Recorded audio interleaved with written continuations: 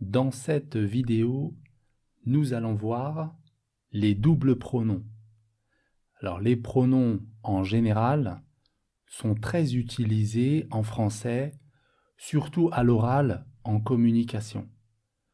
On les utilise pour rendre notre communication plus fluide, pour éviter les répétitions.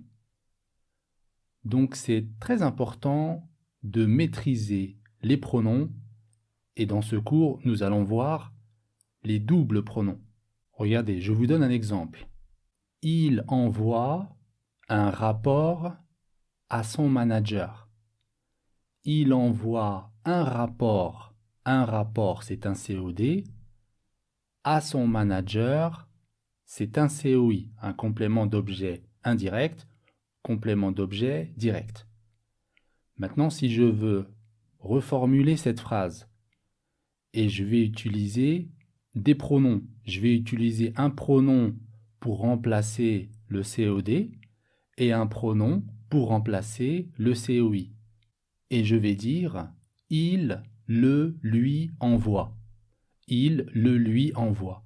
Le remplace un rapport et lui remplace à son manager. Alors pour la règle générale, en règle générale, quand on a deux pronoms, on va mettre le pronom COI en premier et le pronom COD en deuxième. Ça, c'est la règle générale. Sauf pour les pronoms lui et leur. Si j'ai lui et leur, dans ce cas, lui et leur, je le mets en deuxième position. Regardez, on va voir différents exemples. Avec le pronom me plus le, la ou les. Alors voici maintenant différentes phrases avec des pronoms. Si j'ai le pronom me, j'ajoute le, la ou les. Par exemple, le client me l'a transmis hier. Te plus le, la ou les. Nous te les envoyons par mail. Le, la, les plus lui. Elle le lui a demandé ce matin. Nous avec le, la, les. Il nous les a présentés. Vous, le, la, les. Je vous les montre tout de suite. Et le, la, les plus leur. Tu le leur as envoyé ce matin. Donc vous remarquez ici dans ces différents exemples, on a d'abord le COI, ensuite on a les pronoms COD, sauf avec lui et leur, où j'ai mis d'abord le COD, le, la ou les, ensuite j'ai ajouté lui ou bien j'ai ajouté leur. Alors pour la position des doubles pronoms, c'est la même position que si j'avais un seul pronom. C'est-à-dire que les pronoms se trouvent devant le verbe. On met toujours les pronoms compléments devant le verbe, sauf à l'impératif affirmatif.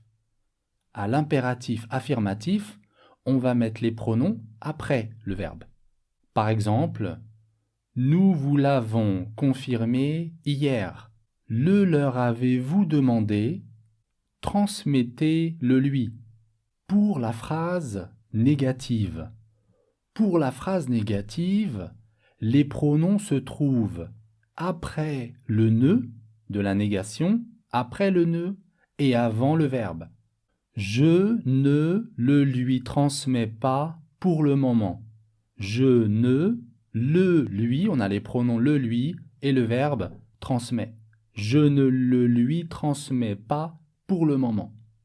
Comme on a vu tout à l'heure, à l'impératif affirmatif, les pronoms se trouvent après le verbe et les pronoms COD sont toujours en première position. Et dernière chose, les pronoms me et te deviennent moi et toi. Par exemple, envoyez-les-nous, confirmez le leur, réservez-la moi. Alors, on a vu que à l'impératif affirmatif, les pronoms étaient après le verbe, mais attention, à l'impératif négatif, les pronoms se trouvent devant le verbe. Par exemple, ne nous le cachez pas, ne le leur dévoilez pas. Avec un verbe conjugué et un verbe à l'infinitif, dans une phrase, les pronoms se trouvent devant le verbe à l'infinitif. Elle souhaite vous le présenter. Il veut me le montrer.